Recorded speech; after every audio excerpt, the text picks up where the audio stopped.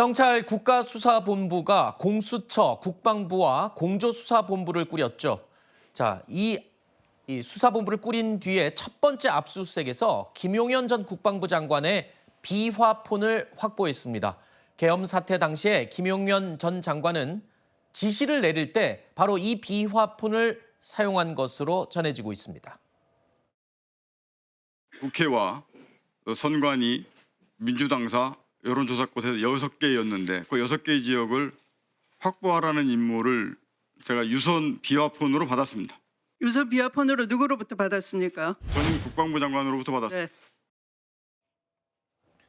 경찰은 지금 김용현 전 장관이 사용했다는 이 비화폰은 이 암호화를 거쳐서 감청이나 녹음이 되지 않는 그런 보안용 전화죠. 이 비화폰. 그리고 그 서버에 대해서 압수수색을 경찰이 진행하고 있습니다. 자, 이 전화에 대한 압수수색.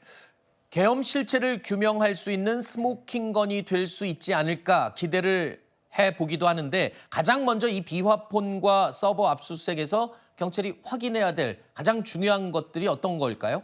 일단 서버 안에도 통화의 내용이 들어가 있지는 않습니다. 비화폰 자체도 통화 녹음이 되는 기능은 없기 때문에 네. 지금 뭐 곽종근 전 특수전 사령관을 비롯해서 많은 장성들이 이렇게 고백, 양심 고백하듯이 이야기한 내용들이 내용에 대해서 확인할 수 없으나 그 통화 실제로 이루어졌는지를 확인할 수 있는 거죠. 네. 김용현 전 국방부 장관이 이 시기에 나한테 전화해서 이런 명령을 내렸다라고 했는데 그때 정말 통화가 이루어졌는지 그리고 어느 정도의 길이로 이루어졌는지 이런 것들이 지금 장성들이 이야기하고 있는 뭐 공익제보 성격의 이야기든 아니면 해명 성격의 이야기든 이런 것들을 뒷받침할 수 있는 근거로 작용할 수 있는 겁니다. 그때 실제가 통화가 이루어졌다는 것을 확인시켜 줄 수 있는 거기 때문에 상당히 중요한 자료가 될 겁니다. 네. 지금 말씀하신 대로 비화폰은 이제 도청 감청이 안 되는 데다가 녹음도 안 되기 때문에 서버를 압수수색한다고 해도 통화 내용은 없다.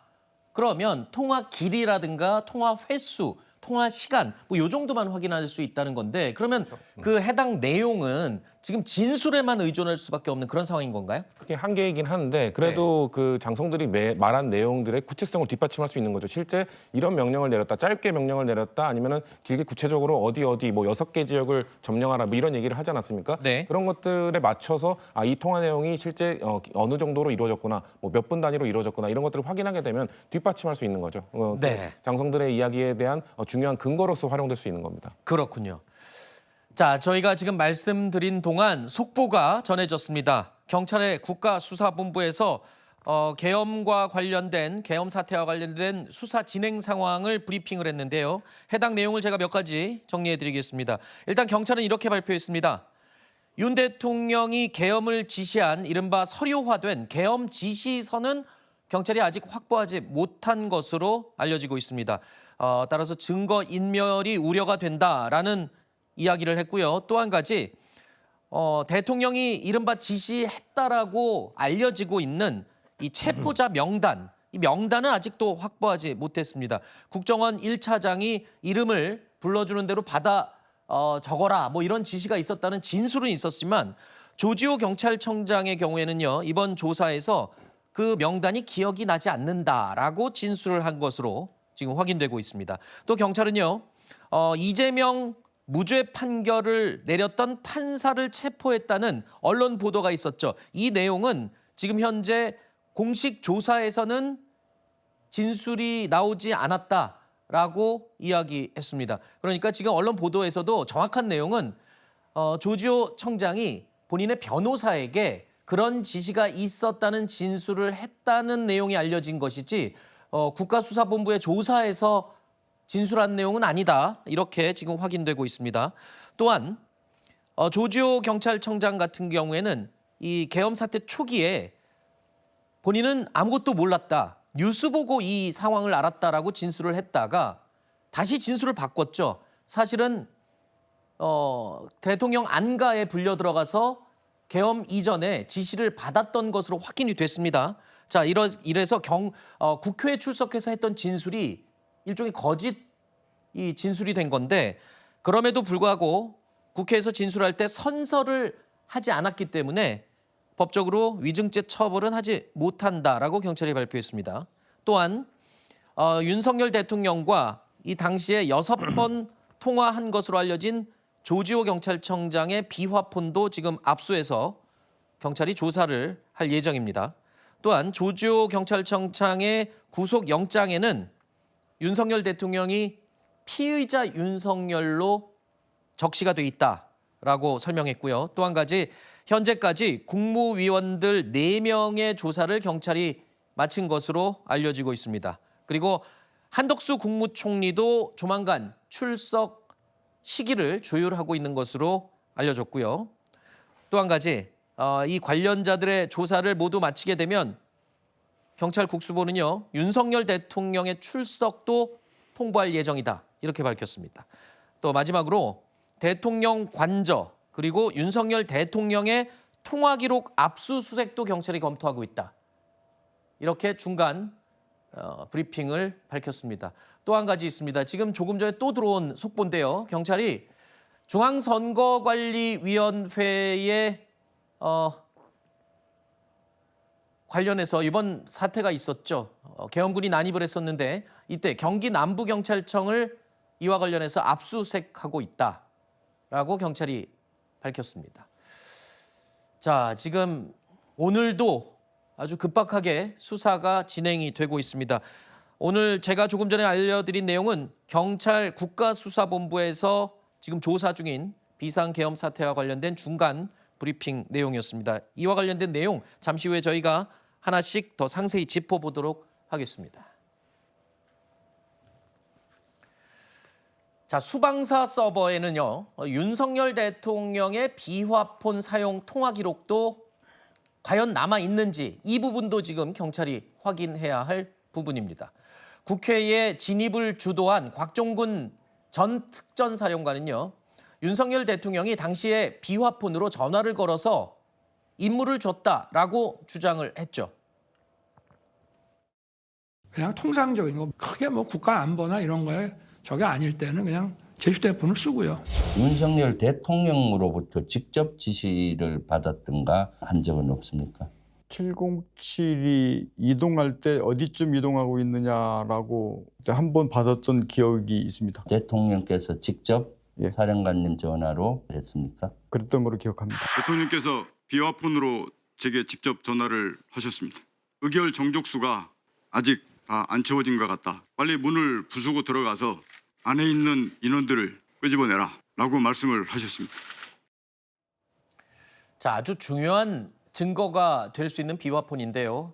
하지만 법조계에서는요, 윤석열 대통령의 이 비화폰을 빨리 확보해야 한다고 주장은 하고 있지만 김용현 전 장관의 이 두 번째 비화폰 그리고 윤석열 대통령의 사용했다는 이 비화폰도 쉽게 확보할 수 있을 것 같지는 않다 이렇게 예상을 하더군요. 네, 그러니까 지금 대통령의 비화폰 사용이 좀 논란이 되고 있는 것 같습니다. 네. 근데 어제 그 대통령실을 압수수색 시도를 했습니다마는 결과적으로 대통령 경호 문제와 관련해서 압수수색이 사실상 실패한 것으로 보이고 임의 제출 형태로 아마 제출을 하거나 이렇게 해서 이루어질 것 같습니다. 그러니까 지금 뭐 비화폰을 통해서 어떠한 지시를 내렸다, 어떠한 명령을 받았다 이런 그 주장들이 굉장히 난무하고 있습니다. 특히 곽종근 특전사령관 같은 분은 지난 6일에 한 증언과 엊그제 그 국회에 나와서 한 말씀이 굉장히 배치되는 말씀이 많아요. 네. 한 번 전화를 받았다라고 말씀하셨지만 엊그제 국회에서는 2번 받았다라고 사실상 시인을 했는데 이미 본인이 한 주장부터 스스로가 깨부수고 다른 이야기를 함에 있어서 과연 그 주장의 신빙성이 얼마나 되는지 전 개인적으로 의문입니다.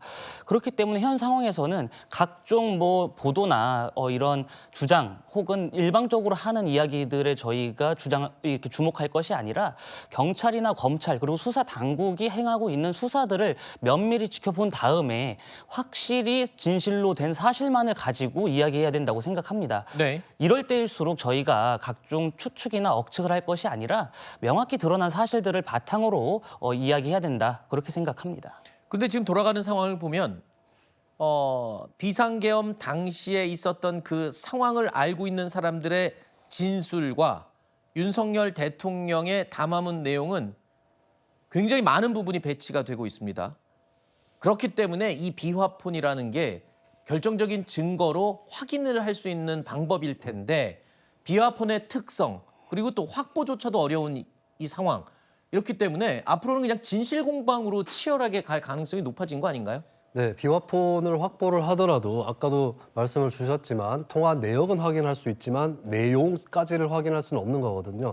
그리고 더군다나 김용현 처장의 또 다른 비화폰 같은 경우는 김용현 전 장관의 또 다른 비화폰 같은 경우는 대통령실 쪽에서 경호처에서 보관을 하고 있습니다. 근데 얼마 전에도 다들 보셨지만 대통령 경호처에 대한 압수수색 여의치 않다는 것을 다들 아실 거예요. 근데 저는 이런 때일수록 물증을 확보하는 노력 이상으로 신병을 확보하는 노력이 중요하다고 봅니다. 결국에는 관계자들에 대한 체포와 구속 이것들이 신속하게 진행이 돼야 될 것으로 보이고요. 윤석열 대통령에 대해서도 사실 김용현 장관이 이미 구속이 됨으로써 윤석열 대통령의 체포 필요성 그리고 개연성 또 요건의 충족 이런 것들은 이미 이루어졌다고 보여집니다. 국무위원들부터 먼저 소환해가지고 조사한 다음에 그다음에 윤석열 대통령 소환할 생각을 해서는 안 됩니다. 국무위원들은 어차피 이번 계엄 사태에서 별 역할도 하지 못했고 국무회의라는 것이 법에 따라서 진행됐는지도 지금 증거가 없는 회의록이 없다고 하고 발언 요지가 없다고 하는 그런 상태이기 때문에 국무위원들을 중간선 조사 삼아서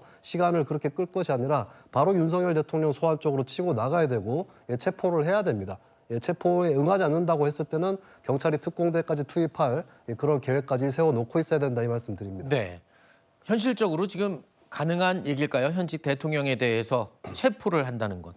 사실상 쉽지 않죠. 왜냐하면 현직 대통령이 갖고 있는 여러 가지 어떤 무게감과 어떤 그런 것도 있지만 지금 현재 어떤 그 수사 진행되는 요상을 가지고 일반인도 사실은 긴급 체포가 쉽지 않은데 대통령을 이렇게 한다는 게 저는 결코 쉽지 않다 보고 그리고 지금 현재 막 쏟아져 나온 어떤 그 정보가 사실은 이제 뭐 가짜 뉴스 혹은 또 부정확한 뉴스도 굉장히 많이 좀 있는 상황입니다.